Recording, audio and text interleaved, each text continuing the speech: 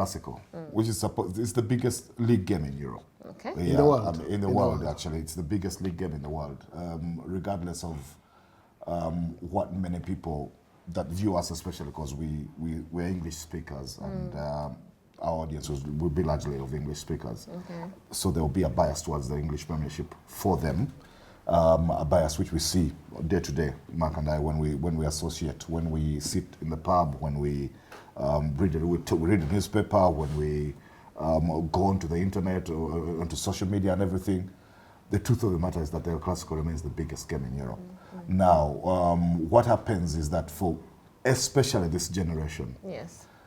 is the El Clasicos they watched were all involved Messi and Cristiano Ronaldo. And then it was justified with the biggest game in Europe. So for the two to have left the scene, many think that they have, those two clubs and the La Liga have fallen behind, and so has this derby. It hasn't. Not in my eyes. Especially not this season. So a few things have changed from the Barcelona of 2 years ago, and which mean that now they can actually match Real Madrid patch for patch this season again, and are going to make for a very exciting El Clasico. So I believe that regardless of the fact that Madrid are European champions, they are champions of Spain as well. They have some of the best players in the world. Two of them are actually vying for the Ballon d'Or in the same lineup and everything.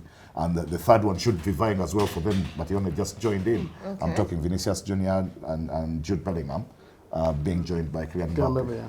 Yeah, the thing though is that I love this season's Barcelona. And while Madrid are using the superstars they used to, back in the days when Florentino Perez was used to talk about the Zidans and the performance, I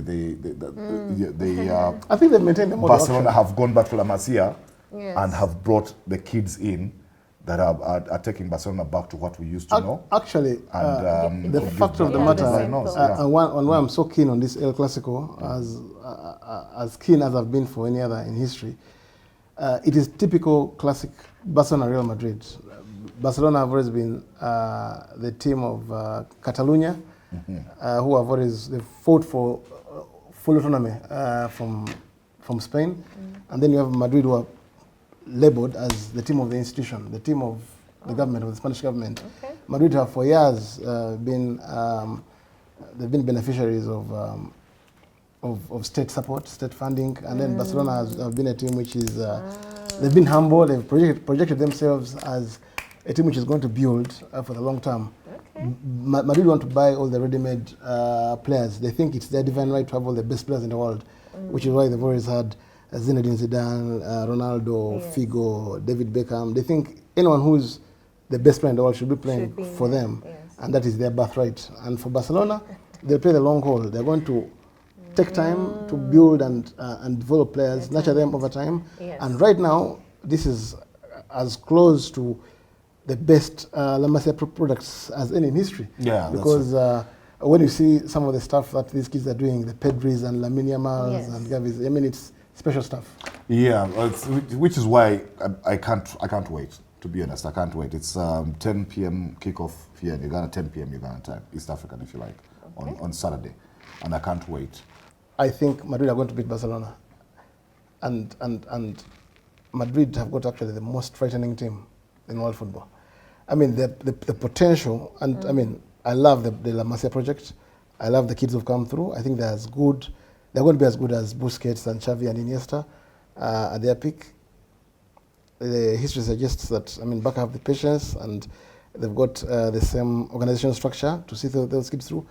Madrid are extremely frightening and terrifying. And when you have a team which has Mbappe, Vinicius Junior, who is potentially probably the best player in European football right now, you have Jude Bellingham, perhaps the most exciting English player since, for me, Paul Gascoigne. Even more exciting than Wayne Rooney. Wayne Rooney was breaking through. And then you have, they're feeding Mbappe. They've got Rodrigo. They've got tons and tons of talent. And these are kids who have maturity way beyond theirs. And I can go as far as saying that the model which has been adopted by Madrid right now in sourcing and acquiring these players, the best players in the world, at that age is actually, it's going to deliver more long-term results than the model which acquired Zidane and Figo, and because they got Zidane and Ronaldo, and you could say probably Figo's peak years were in Barcelona, I can argue, and as much as he had a good spell at Real Madrid, I think even the Ronaldo who joined Real Madrid, his better years were probably in Inter Milan and PSG and Barcelona. I think even Beckham's best years were probably in Man United. Right now, they're going to get the best years of Kylian Mbappe. They're going to get the best years of Jude Bellingham. They're going to get the best years of Rodrigo. They're going to get the best years of Vinicius Junior and Endrick Adagula. And Endrick Adagula. I mean, it's just amazing.